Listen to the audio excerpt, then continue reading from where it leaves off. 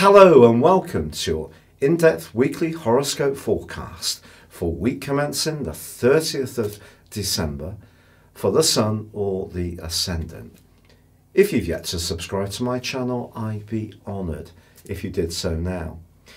This week begins with the Sun combining with Jupiter. This is a wonderful energy of growth.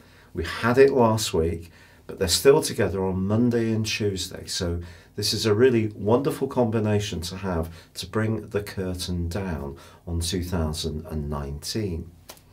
But it is a week when we are going to have the shift on Friday of Mars into the sign of Sagittarius.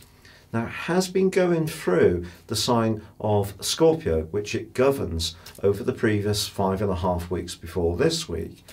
But I think this move into Sagittarius is quite expansive and it's quite optimistic.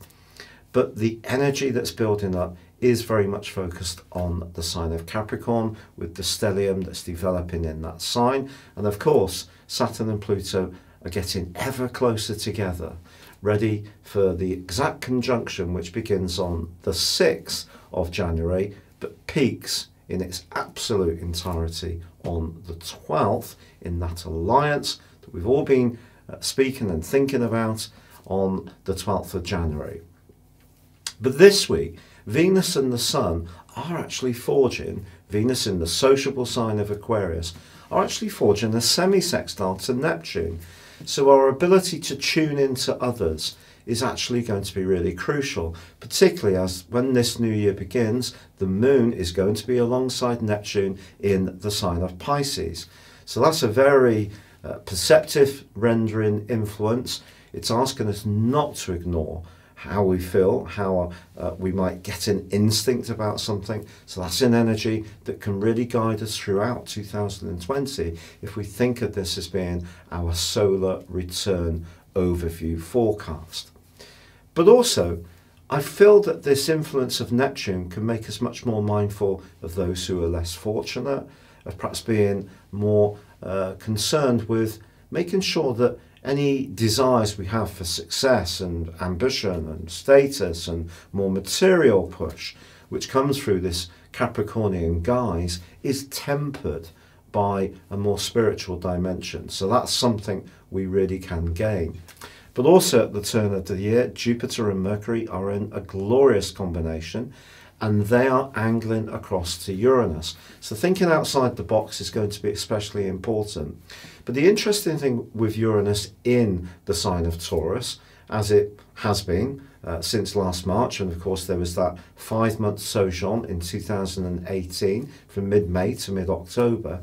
The thing about Uranus in Taurus, it's about asking us to break down the things that we actually like to keep fairly static, that we like to have routine around, that we could be a bit more rigid around. So what we're being asked to do is shake up our ideas, be more open-minded, be more enterprising, but at the same time trying to find solutions which are quite tangible. That's coming through the earth influence of both Taurus and Capricorn. So it's a very interesting week. We also have a quarter moon, which is in the sign of Aries on Friday, and that's angling to the Sun in Capricorn. So it's possible that the desire or the demand to be more orthodox or to fit in with what's expected, which comes through Capricornian energy, could be challenged by you, by me, by the people who want to set their own path in 2020, be more creative, but at the same time do achieve some kind of significant or substantive success. It's been a real pleasure being with you. Good luck and goodbye. Your specific forecast, Cancer, shows with the Sun and Jupiter continuing their combination on Monday and Tuesday. You have such a rich opportunity to engage with others, but especially through collaboration.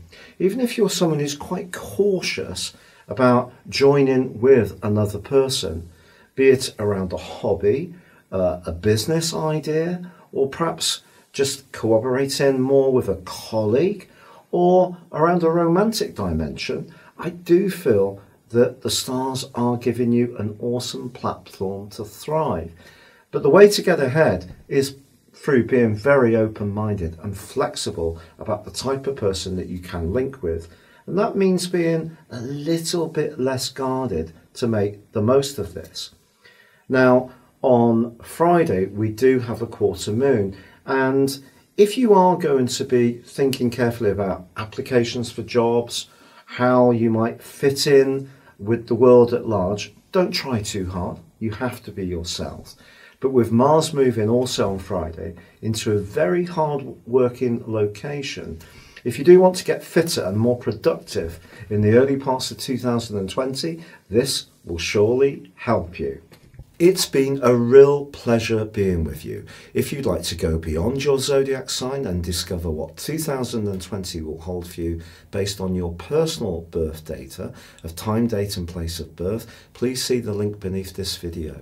You can get the rest of this year free and 30% off. But for now, good luck and goodbye.